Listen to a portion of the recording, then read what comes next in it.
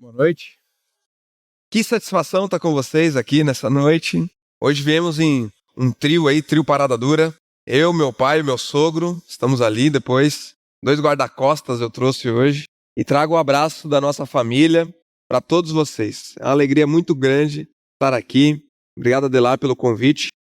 E vamos estudar um pouco da Palavra de Deus. Vamos fazer aquilo que temos feito nos últimos anos, conhecer um pouco mais de Cristo e fazê-lo conhecido nessa noite, amém?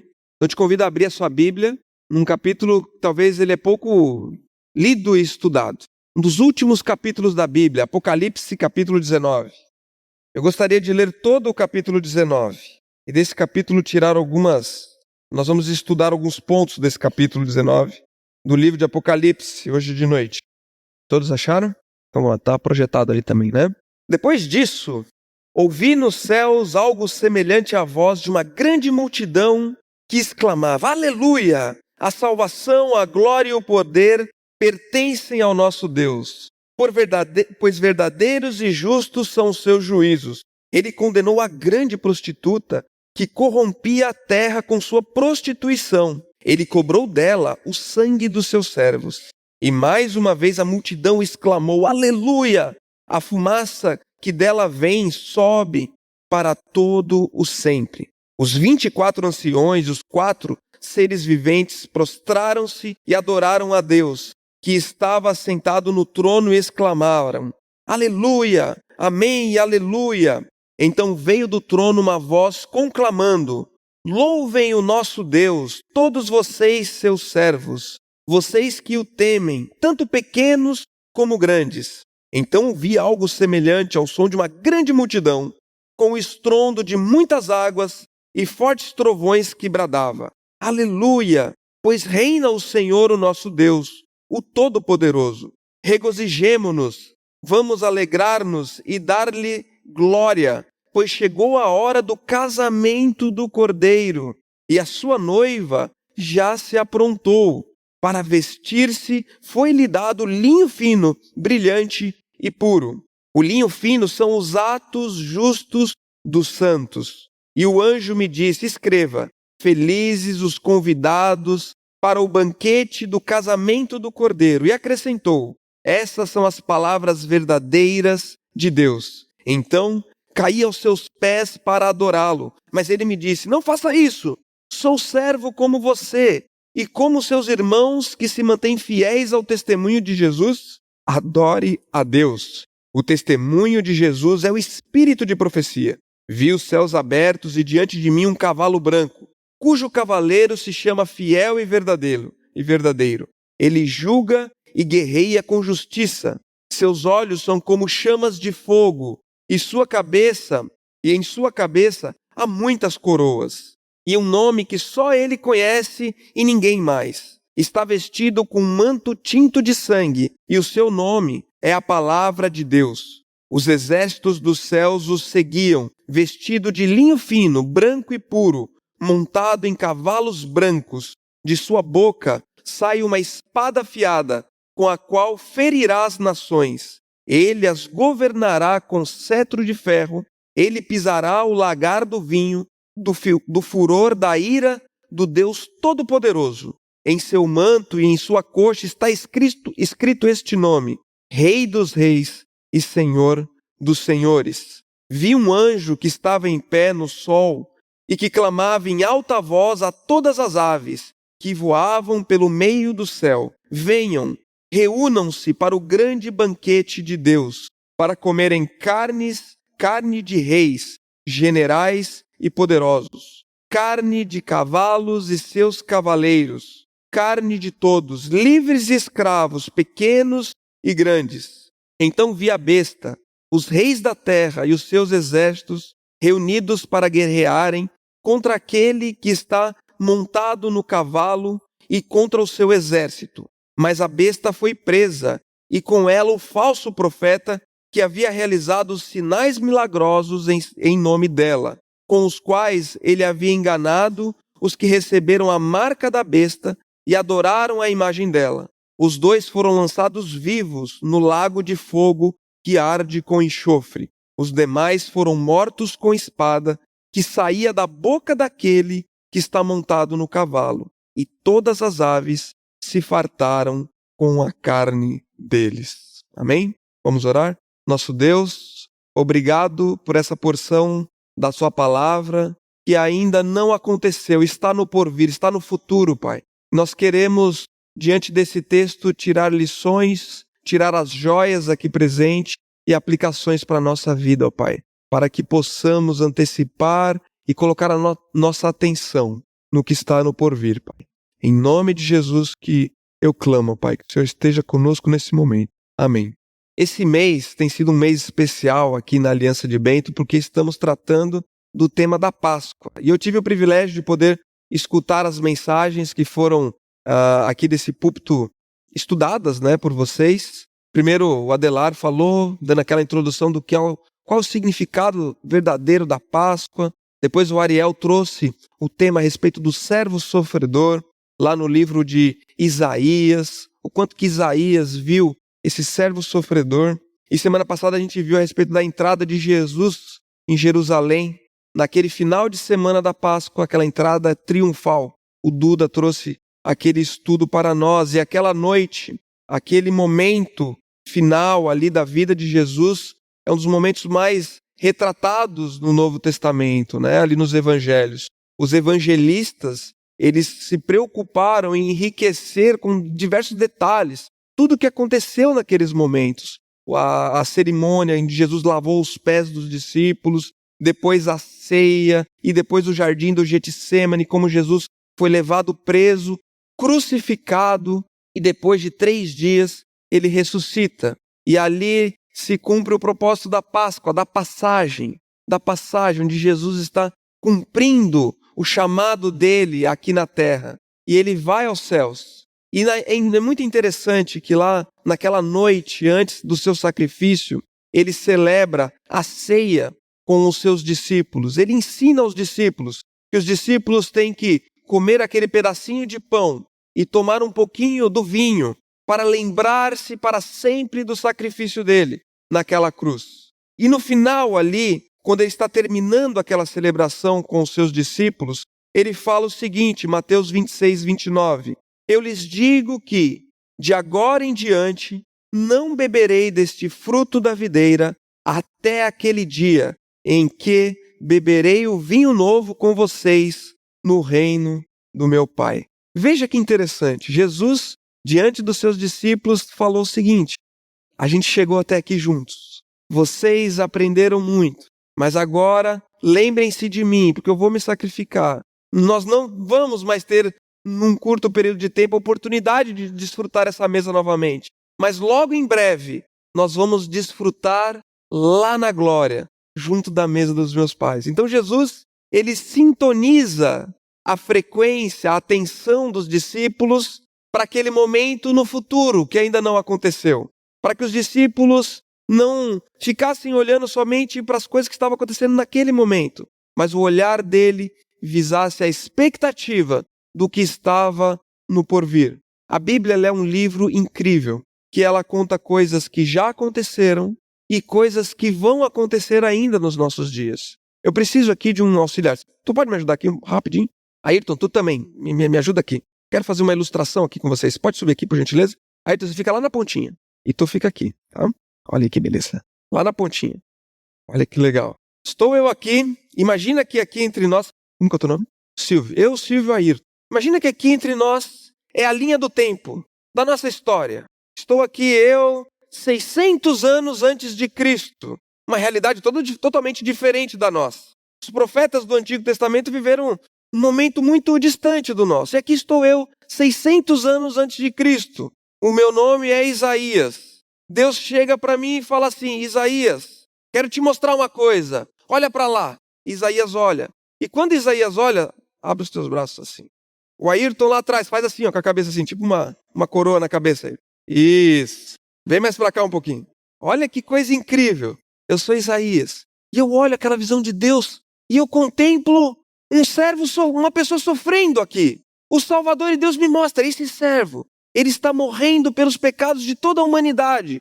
Escreve. E ele escreve. E ele olha assim, ele vê daqui a pouco Lá atrás ele tem um vislumbre do rei, desse mesmo servo que está vindo aqui.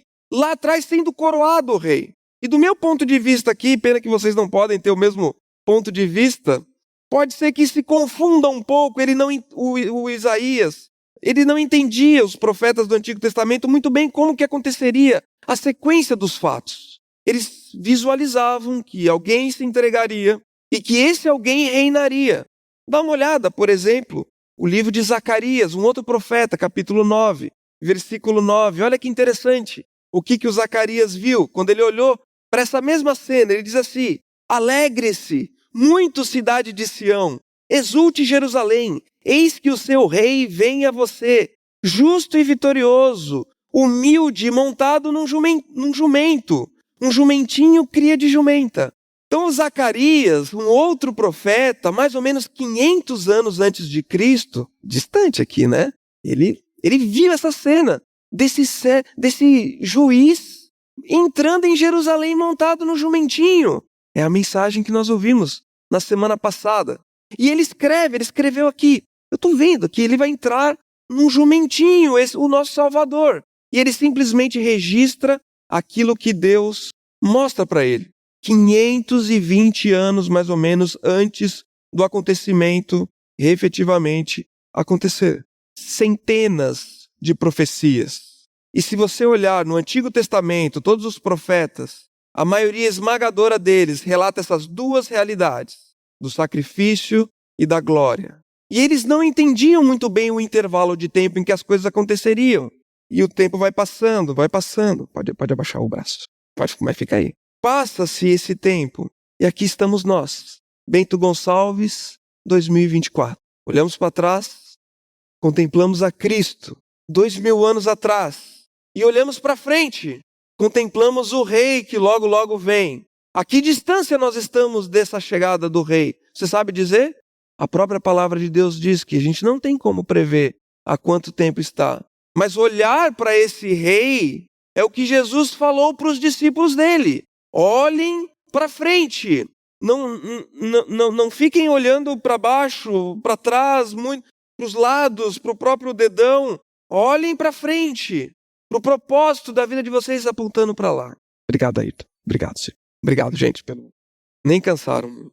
E é incrível, porque esse texto que a gente leu hoje é um texto que fala lá da frente, daquilo que vai acontecer. Logo, logo acontecerá a consumação da passagem. A Páscoa, ela é a passagem.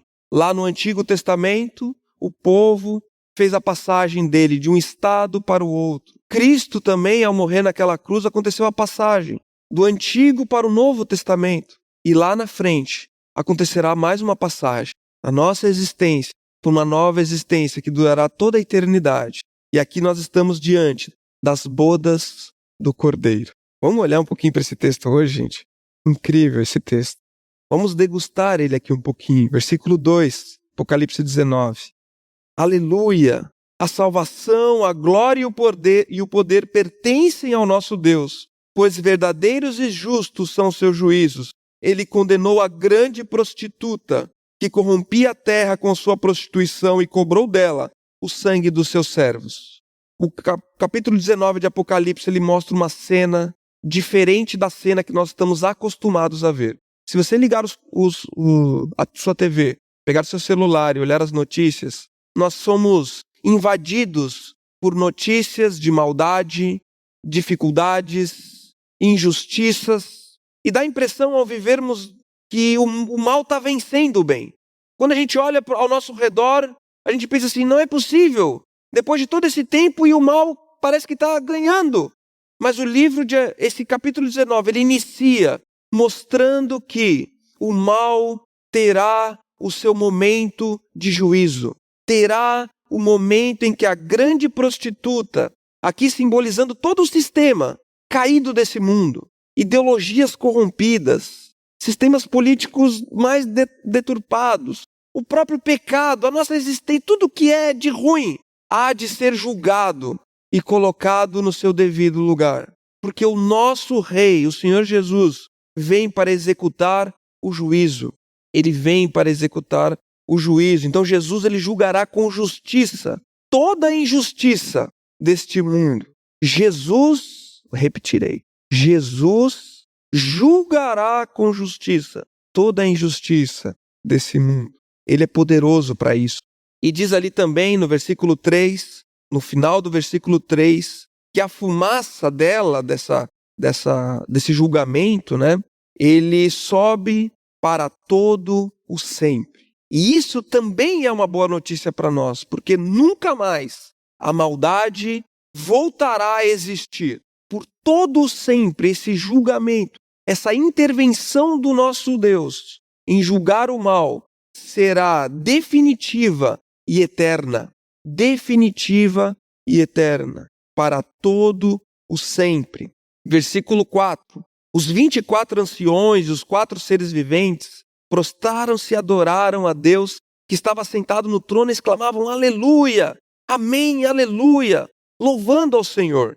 Esses 24 anciões e os 4 seres viventes simbolizam o povo de Deus e as ordens celestiais também. Todos voltados para a adoração e o louvor àquele que é o grande rei que está executando justiça. E já no versículo 7, a gente chega aqui numa parte muito linda e pitoresca. Diz o seguinte: regozijemo-nos, vamos alegrar-nos e dar-lhe glória, pois chegou a hora do casamento do Cordeiro, e a sua noiva já se aprontou para vestir-se, foi-lhe dado linho fino, brilhante e puro. O linho fino são os atos justos dos santos. Então uma grande festa de casamento nos espera. Você já foi convidado para uma grande festa de casamento? Aquelas assim com cascata de camarão que você nunca comeu? Quitutes de todo tipo. Entenda que o nosso Deus, ele é incrível porque ele usa ilustrações que a gente consegue entender um pouco uma pitadinha do que vai ser. E naquele contexto, quando João está ali isolado na ilha de Pátimos, ele está escrevendo, Deus mostra para ele essa ilustração da festa de casamento. E no contexto judaico, o casamento ele tinha aspectos muito interessantes. Primeiro deles, havia um contrato. O noivo assinava um contrato com a família da noiva de que ele se casaria com ela. Era o estado em que estava José e Maria quando Maria é visitada pelo anjo. José já tinha assinado o contrato. Não era bem casado ainda, mas já estava no papel. Seria mais ou menos o nosso casamento civil. Sabe aquele intervalo de tempo entre uma semana e outra? Eu casei no civil no sábado, o casamento mesmo era só na outra semana. Fica meio estranho, tô casado, não tô casado, né? Era assim, esse era o primeiro passo. Depois que acontecia esse contrato, o que acontecia? A noiva ia para a casa dela, juntava com as amigas dela, abria a porta, fechava. Meninas, ele assinou. Ele falou que ia assinar e ele assinou mesmo. Eu nem sei de onde que ele tirou aquelas ovelhas, mas ele deu lá o dote. Ele assinou. E as outras, não tem. Vamos se preparar. Semana da noiva agora. E começa. Cabelo. Imagina cabelo, unha. Não pode ter nada errado. Tem que estar tudo perfeito. Corta tudo. Lixa o... Não dá, né? Na hora da noite, a pessoa passar um pé no outro e arranhar, fica estranho. E, gente, faxina geral. Faxina geral. E a noiva, ela só pensa no noivo. Como vai ser? Como que vai ser essa festa? E como é que vai ser a casa que a gente vai morar? Mas tem que ser perfeito esse momento. E a expectativa. E a paixão, o amor no coração daquela mulher. Se preparando para aquela noiva. E o noivo, depois de assinar o contrato, ele vai para a casa do pai e ele começa a fazer a casa. Naquele contexto, as casas elas eram todas juntas. Então ele ia fazendo um puxadinho. Ia fazendo, esticava ali a meia teia, como é que chama? Meia água, fazia o cômodo a mais, colocava a mão, preparando o lugar. E o coração desse noivo também nutrindo de expectativa. Como é que vai ser? Sendo tudo aquilo que ele sempre sonhou em ser para a sua noiva. E ele prepara aquela casa com todo o amor e todo o carinho. Até que finalmente a casa fica pronta. E quando a casa fica pronta, ele junta com seus amigos. Vamos buscar a noiva. E ele volta. E ele faz uma jornada pela cidade. E ele vai caminhando pela cidade e todo mundo já vê. O noivo está indo buscar a noiva. E todo mundo aplaudindo. E aquele noivo vai em direção, ele chega lá e bate na porta. Vim buscar o que é meu por direito. Sou eu. Vambora. E ele pega aquela noiva e leva para a casa do pai dele. Leva ela. E lá naquela casa acontece uma festa. Uma festa que no contexto judaico durava de 7 a 14 dias. De 7 a 14 dias uma festa, imagina. Festa para não acabar mais. E depois disso, era consumado a união daquele casal para todo o sempre. Todo o sempre. Quando Deus mostra para João que haverá uma festa de casamento para a sua igreja, essa é a imagem que eu descrevi para vocês, que João viu. E o que fica para nós disso é como que nós, como noiva, a igreja de Cristo, nós somos essa noiva. Como que nós estamos nos preparando para esse encontro? Como que nós estamos nos preparando? Versículo 9. E o anjo me disse, escreva, felizes os convidados para o banquete do casamento do Cordeiro. E mais uma boa notícia, esse texto ele é repleto de boas notícias. O convite para participar das bodas do Cordeiro se estende a todos, sem acepção de pessoas. Se estende a todos. Cada um de nós pode estar nessa festa, ser recebido como noiva de Cristo. Enquanto há vida, enquanto as portas estão abertas, enquanto aquele momento não chegou, todos nós temos a oportunidade. Todos nós temos a oportunidade, e felizes os convidados para o banquete do casamento do Cordeiro. Você foi convidado, você foi convidada. O convite é estendido para você, para que você faça parte dessa noiva. Fabrício, mas você não sabe por os caminhos que eu já andei. Não importa. Cristo naquela cruz morreu por todos os nossos pecados, os grandes e os pequenos, para nos trazer a justiça e para que nós pudéssemos ser vestidos de linho fino, como diz aqui no versículo 8. E o linho fino, como diz ali no final, são os atos justos dos santos. Incrível isso também. Que Deus ele nos dá, é Ele quem nos veste com aquela roupa de noiva perfeita. E essa roupa da noiva que nós vamos vestir são as obras que Ele mesmo preparou para nós. Então, meus queridos, minhas queridas, Deus ele arma situações na nossa vida para que a gente possa exercer boas obras. E essas boas obras, o querer e o realizar, vem dele também, através do Espírito Santo. Então, os desafios que eu e você enfrentamos, seja no trabalho, seja na família, muitas vezes são oportunidades de fazermos boas obras. Oportunidades de muitas vezes virar o rosto, virar a outra face quando somos agredidos. Essas são as boas obras que o próprio Deus disponibilizou para nós, para que nós pudéssemos praticá-las, enquanto nos preparamos para as bodas do Cordeiro. E é incrível que João ele cai de joelhos diante do anjo e o anjo fala assim, não faz isso. Não, cara, você está equivocado. Você está tentando me adorar, mas eu sou um servo que nem você. Isso também mostra para nós quanto que a nossa atenção facilmente sai do alvo. Facilmente eu e você temos a facilidade de tirar o olhar de Cristo e olhar para outra coisa. Olhar para pessoas, olhar para outros deuses, olhar para o dinheiro, para o trabalho, para outras situações e não olharmos tanto assim para Deus e cairmos de joelho diante de outro que não é o Cristo. E esse texto, o anjo aqui no caso, ele repreende João e repreende a nós também. Não caia de joelhos. Em outras palavras, é como se a noiva, ao se preparar para o noivo, começasse a mandar uma mensagem de WhatsApp para outro homem. Não faça isso. Você está prometido em casamento ao noivo. Seja fiel a ele. Seja fiel a ele. E depois nós temos aqui, versículo 11, começa uma nova cena. A cena final do julgamento de Cristo, onde ele vem montado num cavalo branco. Vi dos céus abertos e diante de mim um cavalo branco, cujo cavaleiro se chama Fiel e Verdadeiro. Se antes Jesus entrou montado num simples jumentinho, agora ele volta montado num cavalo branco, poderoso e retumbante. O retorno do rei não será mais um retorno de humildade, será de força e de poder. De força e de poder, é isso que a Bíblia está nos descrevendo aqui nessas palavras. Ele vem para executar o juízo e ele vem com um manto dele vestido de sangue. E esse sangue aqui não é o sangue dele mesmo, é o sangue dos inimigos que serão subjugados por ele.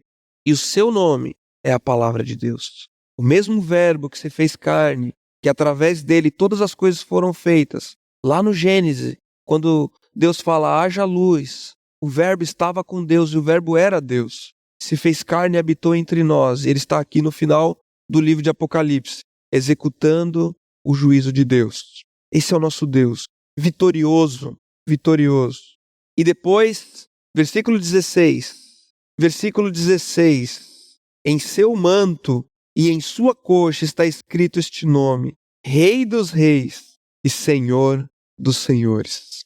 Durante essa linha do tempo aqui da humanidade que a gente ilustrou, muitos homens desejaram ter esse título. Imperadores, Césares do Império Romano, grandes líderes políticos, desejaram ser chamados de Rei de Reis. Mas nenhum desses homens tem o direito de conquistar esse título que pertence somente a Cristo, Rei dos Reis e Senhor dos Senhores.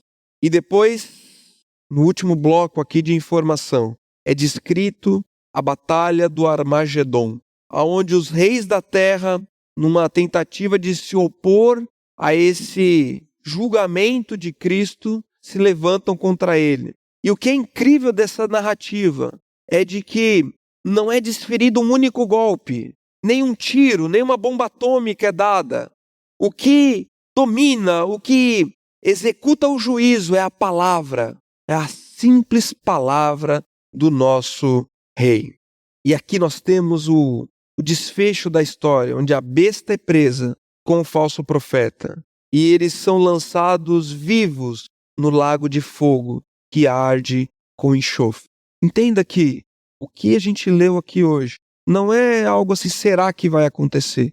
É só uma questão de tempo para que esses fatos se concretizem diante dos nossos olhos. E o diabo, o inimigo, ele sabe que o relógio, o tempo está acabando dele. Ele sabe. E ele quer destruir a maior quantidade de pessoas, porque o destino dele já está traçado. E não há nada que o livre do lago de enxofre e o livre do lago de enxofre. E esta vitória do nosso Deus já está declarada. Amém? Capítulo 20, versículo 14, deixa um alerta final para nós. Diz o seguinte: então a morte, o Hades foram lançados no lago de fogo. O lago de fogo é a segunda morte. Aqueles cujos nomes não foram encontrados no livro da vida foram lançados no lago de fogo. Quero te fazer uma pergunta com muita sinceridade. O seu nome está no livro da vida? Você já entregou a sua vida para Cristo? Se você não fez isso ainda até hoje, eu quero te fazer outra pergunta. Você está esperando o quê? Você está esperando o tempo acabar? Você está esperando... Não, seja sincero com você mesmo nessa noite. Porque eu vejo muitas pessoas às vezes falando assim, eu não estou preparado, Fabrício, para tomar uma decisão por Cristo. E tu quer estar preparado quando? Quando as portas se fecharem? A vida com Cristo, meus queridos, não é uma vida de prisão. É uma vida de liberdade, de salvação, uma salvação eterna. Umas rápidas aplicações para a gente terminar hoje. Primeiro, santifique-se como uma noiva esperando pela noite de núpcias. Esse deve ser a nossa atitude diária. Santificação, preparo. E foque o seu maior esforço em mudar o seu mundo interior e não o mundo exterior. Eu vejo uma igreja muito tentando mudar o mundo, mas eu sinto te dizer que o mundo não tem jeito e que quem vai mudar o mundo é só Jesus Cristo. É só Jesus Cristo que vai executar o juízo dele no tempo certo. Nosso papel como igreja, sabe qual que é?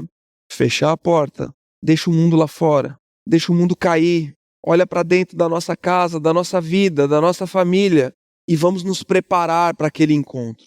Melhor maneira de mudar o mundo, meus queridos, é se arrependendo dos próprios pecados.